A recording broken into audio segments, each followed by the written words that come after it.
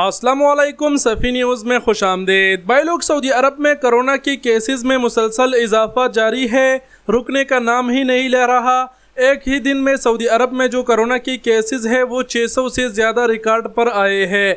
गुज़िश्ता 24 घंटों में आज 12 मई है, 611 नए केसेस की तस्दीक हुई है। इस तरह 172 अफराद सेहतियाब भी हुए हैं और 2 फर्द आज जान की बाजी कोरोना की वजह से हार चुके हैं। सऊदी अरब में इस वक्त कोरोना की कुल केसेस की तादाद 7,57,802 तक हो चुकी है, जिनमें से 7,43,099 अफराद सेहतियाब हुए हैं।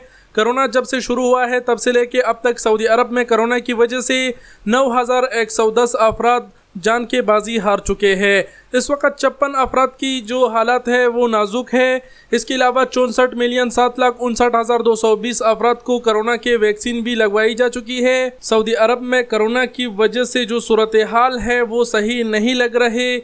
या अल्लाह रहम फरमा, ऐसा ना हो कि सऊदी हुकूमत फिर से कोई पाबंदी लगा दे।